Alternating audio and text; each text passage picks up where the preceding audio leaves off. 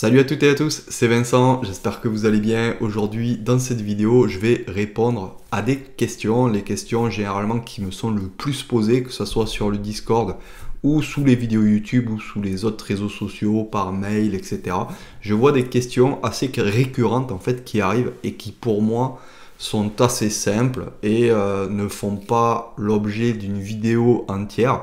Donc je vais y répondre dans cette vidéo, je vais prendre mon téléphone, je vais regarder toutes ces questions-là, j'en ai sélectionné quelques-unes et je vais essayer de vous expliquer. Alors, si il faut aller sur les graphiques, j'irai sur les graphiques. Si une explication verbale suffit, eh bien, je vous ferai juste une explication. Et on va commencer par la première question. Alors, la première question que j'ai, c'est comment avoir les données en direct sur une plateforme de trading. Alors, pour avoir les données, vous n'êtes pas obligé d'aller les avoir en direct. Ça dépend si vous voulez trader en démo, si vous voulez trader en réel. Bon, moi je pense que si vous ne savez pas ça, déjà, vous devez trader en démo parce que c'est que vous commencez sûrement le trading sur les marchés futurs. Donc, je vous encourage toujours de trader en démo. Et là, il y a deux solutions. Par exemple, si vous tradez avec Sierra Chart, vous prenez le pack 11 de Sierra Chart. Alors vous prenez 1 mois, 2 mois, 6 mois, comme vous voulez. Hein. Plus vous engagez en fait sur la durée, moins c'est cher. Hein. Vous avez une réduction de 10% tous les 3 mois, quelque chose comme ça. Et ensuite, là, vous aurez les données. C'est-à-dire vous aurez les données Eurex, CME, etc. Vous pourrez trader les marchés européens, les marchés américains en démo, mais vous aurez un décalage de 10 minutes. Mais les données sont de relativement bonne qualité. Hein. Moi, je vois pas trop la différence entre les données de démo décalées de 10 minutes aux données en direct de Denali payante. Hein. C'est juste le fait qu'il y a 10 minutes de décalage. Et ça, si vous voulez pas payer une ouverture de compte, une profirme, etc., eh bien, c'est vraiment la solution idéale. Il suffit juste de s'adapter, voilà, de faire par exemple l'ouverture des marchés US à 15h40. Quand vous aurez une news à 16h, eh bien, vous la décalez à 16h10, etc. Voilà, c'est juste un petit exercice à faire de tout décaler de 10 minutes. Mais une fois que vous êtes sur les graphiques, voilà, ça va se passer exactement pareil. Et c'est une solution vraiment à moindre coût pour commencer à s'entraîner. Ensuite, si vous voulez commencer à avoir les données en direct, alors là, il y a plusieurs solutions. Déjà, ça dépend de la bourse que vous voulez trader. Si vous voulez trader, par exemple, le REX, le marché européen, et bien là, les autorités des marchés financiers européennes demandent une certification sur l'honneur, comme quoi vous êtes un non professionnel, et donc qu'on peut vous appliquer un tarif de non professionnel qui est voilà, 10 fois moins cher en gros que le tarif des professionnels. Donc là, vous aurez juste un papier à signer, comme quoi je certifie sur l'honneur, comme quoi je ne suis pas professionnel. Et par contre, si vous voulez des données américaines, hein, comme par exemple le CME, CBOT, etc., là, ça va être un peu plus compliqué parce que la SEC, les autorités des États-Unis qui gèrent les marchés financiers, eux, veulent des preuves. Et ça ne leur suffit pas. La certification sur l'honneur que vous n'êtes pas non professionnel, que vous n'êtes pas professionnel, pardon. Donc là, il va falloir fournir des preuves. Et pour eux, la preuve ultime, c'est d'ouvrir un compte de trading non professionnel chez un courtier. Donc là, si vous voulez les données en direct sur Sierra Chart par exemple, et bien que vous passez par cette solution, que vous voulez payer les données en direct, il va falloir ouvrir un compte de trading. Alors bien sûr, il n'y a pas besoin d'avoir la marge requise pour trader un SP, etc. Hein. Les brokers, moi je passe souvent par des brokers américains, il y a AMP, il y a Edgeclear, il y a Sweet Future, il y en a plein. Mais je vous conseille vraiment de prendre ceux qui ont un peu pignon sur rue et qui ont un service client qui est relativement raisonnable. Par exemple, AMP, c'est un très très bon courtier. Il va pas, voilà, c'est un courtier qui est honnête, vous n'allez pas avoir de soucis avec, etc. Ils font les choses vraiment dans les règles, mais par contre, le service client n'est pas top, alors que Edgeclear, voilà, ils sont un peu plus chers quand même que AMP. Les marges requises sont un peu plus grandes pour trader par exemple le SP, mais vous avez un service client qui est vraiment assez poussé, quoi. Quand vous allez demander quelque chose, vous allez avoir la réponse relativement vite, on va vous accompagner. Quand ils savent que vous êtes français, ben, ils font l'effort de traduire le mail en français. Ensuite, ils vont mettre le mail en anglais pour pallier à petites erreurs de traduction. Parce que voilà, c'est du Google Translate. Je pense pas que la personne soit vraiment française derrière. Mais si vous ouvrez un compte dans le but juste d'avoir des données, il faut leur dire, en fait, il faut leur envoyer un mail, leur dire, bon, ben moi je voudrais ouvrir un compte, c'est juste pour avoir des données, c'est pas encore pour trader, je suis pas prêt à trader, je suis encore en période d'apprentissage, etc. Donc, est-ce que je pourrais ouvrir un compte et quel est le minimum requis? Je sais que si vous voulez trader, par exemple, chez Edgeclear, on va souvent vous demander 2000-2500 $ pour ouvrir un compte, hein, pour atteindre la marge requise, pour être à l'aise en fait sur un compte de trading, pour pouvoir trader à 2 lots sur le SP. Alors tout dépend de ce que vous voulez trader, hein. Si vous leur dites que vous voulez trader des micro-lots, bah, là forcément le compte, je pense que ça sera pas, ils vont pas vous demander le même deposit que si vous voulez trader un mini. Mais si par exemple vous leur dites que c'est juste pour avoir les données en direct, et bien là ils vont faire l'effort de baisser le minimum deposit, ils vont faire un minimum deposit de 500 ou 100 $ pour que vous ayez un compte d'ouvert et que vous puissiez ouvrir un droit pour avoir les données futures, hein, en direct sur le CME, sur le CBOT, etc., etc. Et ensuite, une fois que vous voudrez commencer à trader, là par contre il faudra déposer un peu plus d'argent. Par contre, ne faites pas l'erreur d'ouvrir un compte et ensuite derrière de le fermer de suite, parce que il y a beaucoup de personnes qui ont fait ça auparavant, et là la SEC oblige que tous les mois vous connectiez avec votre compte de trading via votre plateforme pour actualiser en fait le droit que vous avez d'avoir ces données.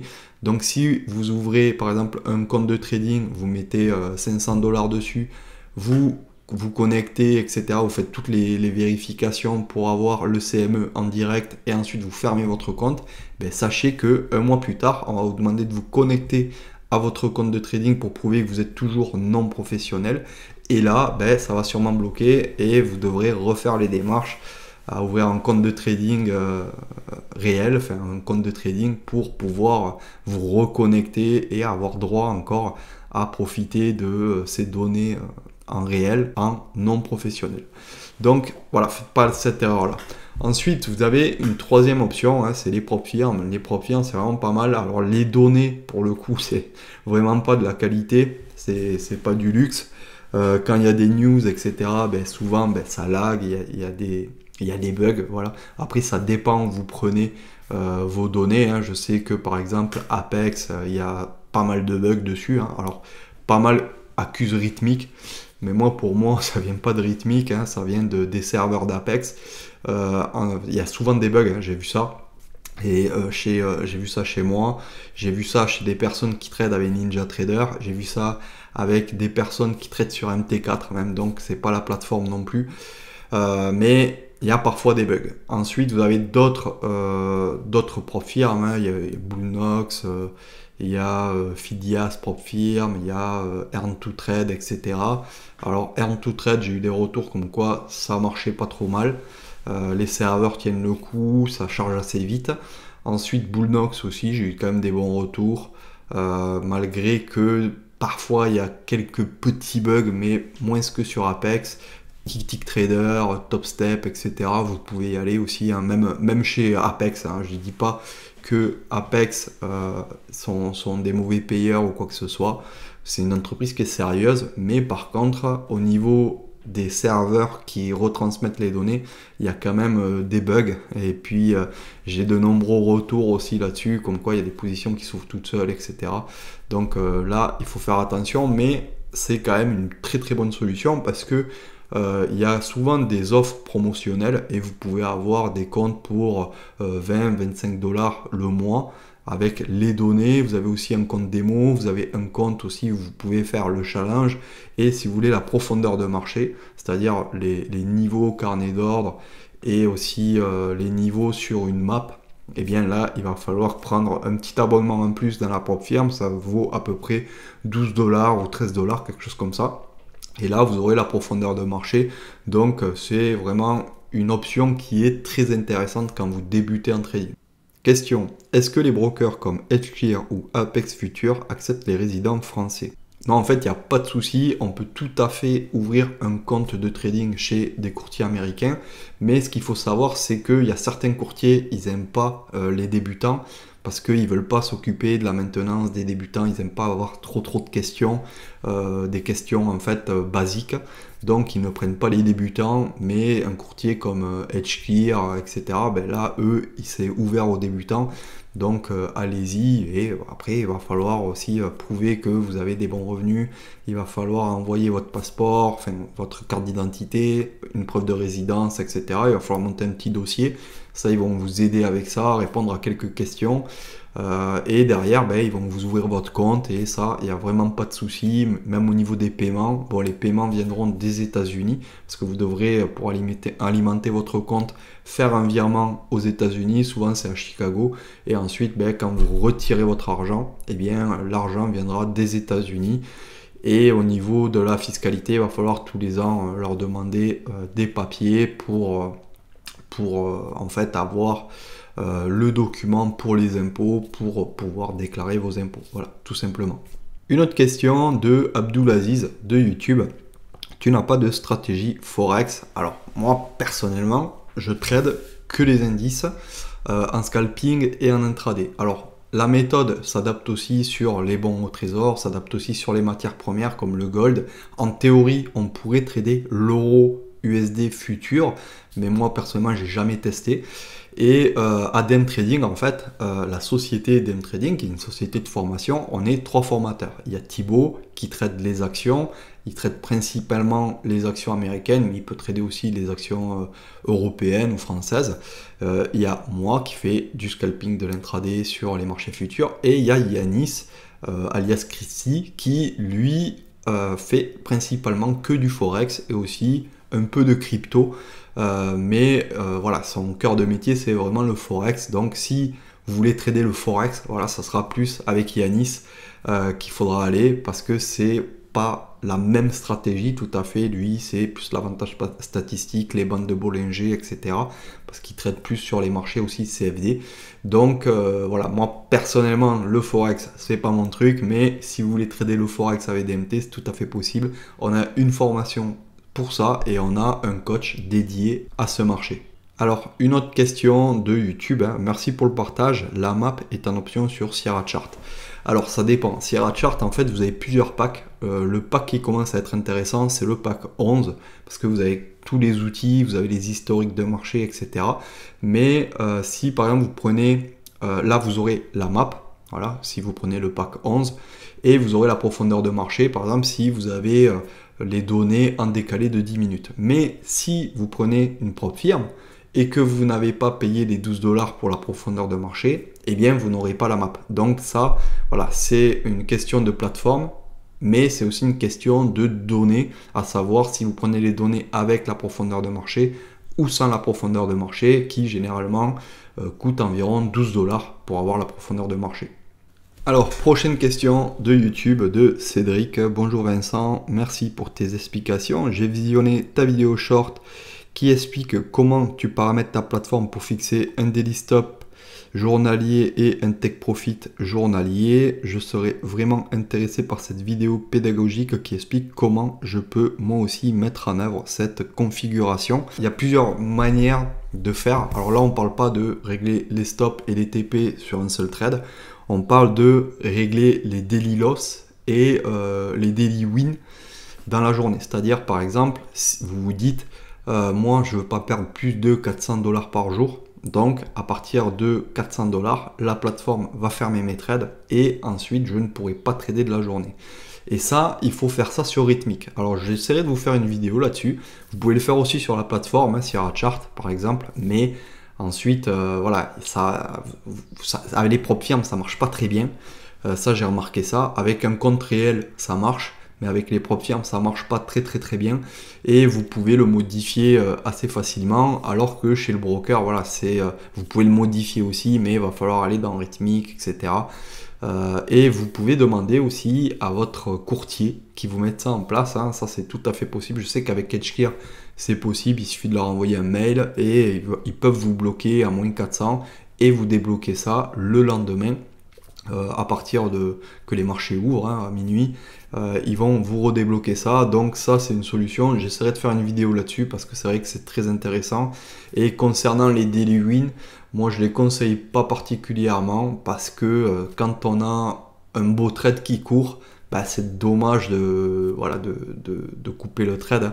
Je vous conseille plutôt d'avoir un suivi au stop. Et derrière, une fois que vous avez votre marché qui se retourne, voilà, vous allez vous faire taper votre stop. Si vous arrivez à suivre relativement collé au prix, sans trop coller non plus, parce que voilà, sinon vous allez vous faire sortir prématurément, et bien voilà, vous aurez de très beaux résultats. Mais c'est dommage de vous limiter en gain et de vous limiter aussi en perte. Moi, je préfère me limiter mes pertes et après les gains, je laisse toujours un petit lot qui court quand ça part très très bien. Alors c'est assez rare qu'on ait des très très belles tendances, mais voilà, quand ça arrive, je suis bien content de ne pas avoir un daily win. Alors la dernière question, c'est la question de Benzat, qui a mis un commentaire sous la vidéo YouTube, la stratégie footprint qui va te rendre rentable en trading. Et la question est: merci pour cette vidéo, tu expliques que les creux de liquidité sur niveau sont plus pertinentes. Quels sont selon toi les niveaux les plus intéressants sur le SP, les centaines, le VWAP, le VPOC, le single print, TPO, VAH, VAL, etc. Alors, les niveaux pertinents, il y en a plein en fait. Mais il faut juste regarder comment ils ont été travaillés. Et il n'y a pas que ces niveaux-là. Il n'y a pas que les centaines, etc. Déjà, il faut regarder un minimum la structure du prix. Alors là, je vais aller sur les graphes. Je vais vous expliquer un peu comment détecter certains niveaux. Et je vais vous montrer ça. Comme ça sera beaucoup plus simple. Alors, là, on est sur un graphique du SP500 et nous sommes en 30 minutes. Donc, comment on trace des niveaux? Vous voyez, ça, c'est tous les niveaux que je trace tous les jours. Je fais mes niveaux, je regarde la tendance, etc. Ce qui est important, bon, déjà, c'est de passer en daily, H4, etc. Regardez la tendance. Voilà, là, on voit que c'est quand même assez haussier. Si on veut se rassurer sur est-ce qu'on est plutôt haussier, est-ce qu'on est plutôt baissier, ben, on regarde l'ouverture mensuelle. L'ouverture mensuelle, elle est à 5050 au début du mois de mai, le 1er mai. Et là, actuellement, on est à 5263. Donc, c'est quand même plutôt haussier. Il y a quand même plutôt une dynamique, une tendance de fond qui est haussière. Et ensuite, pour tracer les niveaux, qu'est-ce qu'il faut regarder? Il faut regarder les grosses zones, tout simplement. Il faut regarder vos grosses zones, c'est-à-dire le dernier plus haut, le dernier plus bas du mouvement. Là, par exemple, moi, je tradais ça, voilà, en ce moment, vu que c'est le marché actuel. Comment j'ai fait? J'ai matérialisé les plus hauts, j'ai fait une petite zone. Ensuite, là, on voit qu'il y a une autre impulsion correction. J'ai matérialisé ce plus haut, ce plus bas. Ensuite, ici, j'ai matérialisé une petite zone où ça rebondit, tout simplement. Il y avait des creux de volume, etc.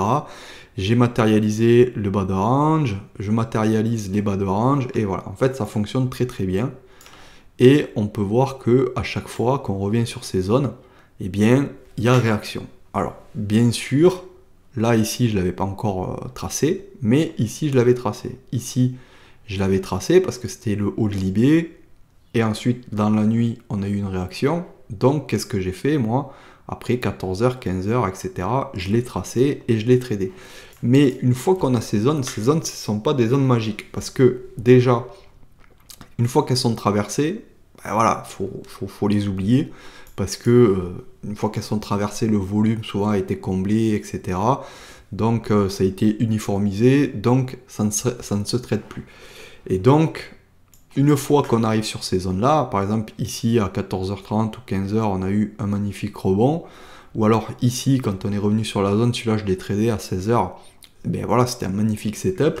Mais moi, je ne vais pas le trader parce qu'il arrive sur la zone. Je vais le trader, je vais regarder comment le prix réagit. Est-ce que le prix va traverser? Est-ce que le prix a du mal, s'arrête d'attaquer à la baisse et que ça commence à attaquer à la hausse, etc., etc. Et là, voilà, il va falloir commencer à regarder un peu l'order flow, il va falloir commencer à regarder le footprint. Alors là, par exemple, si vous voulez, rien que pour vous, je vais le faire, c'était le 28 à 16h. Voilà, alors là par exemple on est sur un graphique footprint 5 minutes, hein. Alors c'est assez long terme, c'est plus pour faire de l'intraday. Ensuite moi j'ai des outils plus court terme avec du footprint pour arriver à voir un peu comment ça défend, etc. Mais là on voit qu'on arrive sur notre zone, hein, qui était la zone à peu près des 5317,25 jusqu'au 5315,25 à peu près. Voilà, c'est une zone assez large. Et une fois qu'on va y arriver, ici, à 17, on va regarder comment le prix se comporte. Voilà, tout simplement. Est-ce que les vendeurs continuent d'attaquer? Est-ce que les acheteurs continuent à ne pas défendre? Est-ce qu'ils commencent à défendre, etc., etc. Et là, la première indication que l'on a, la première chose qui nous dit qu'on peut commencer à acheter, c'est cette bougie-là. Là, on est assez serein parce que là, pour l'instant, on a des imbalances, etc. On a des petits creux de volume. Donc déjà, on sait qu'on va sûrement remonter, aller combler les creux de volume ou que sur ce creux de volume, il y a potentiellement un short à faire. Ça, j'avais fait une vidéo là-dessus. Et ensuite, ici, là, on commence à avoir un POC tout en bas de la bougie.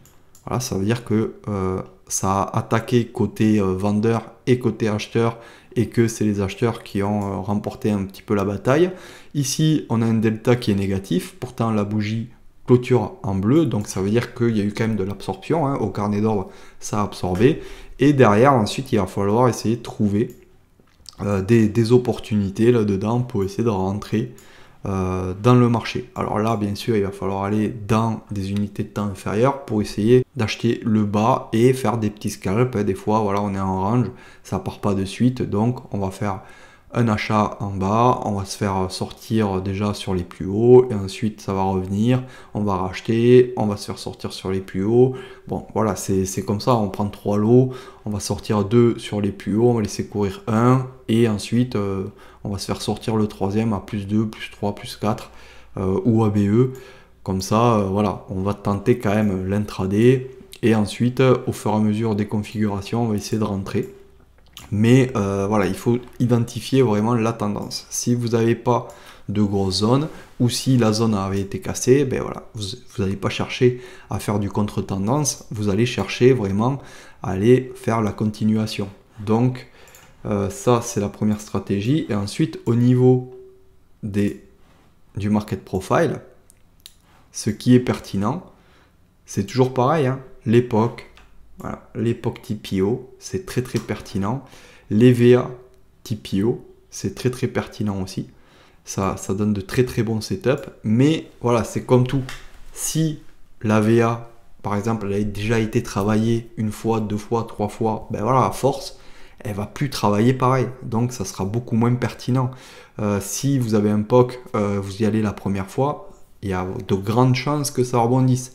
Mais si le POC a déjà été travaillé, que vous avez déjà fait une lettre de TPO ou que vous avez déjà fait un premier passage, même si ça a bien réagi, là après c'est plus trop pertinent. Donc les niveaux, ils sont pertinents tant qu'ils n'ont pas été travaillés. Une fois qu'ils ont été travaillés, plus ça va, moins ils sont pertinents, même s'il y a une configuration graphique, parce que la première fois souvent ça s'est arrêté, par exemple sur un POC vierge, ça s'est arrêté, donc vous dites, il y a le POC plus un plus haut graphique, là il va falloir être prudent. Parce que le niveau a été travaillé déjà une fois et donc il va falloir faire attention. Voilà, regardez par exemple hier ou avant-hier on a eu un magnifique rebond sur le POC, voilà, ça c'était ultra joli, hein.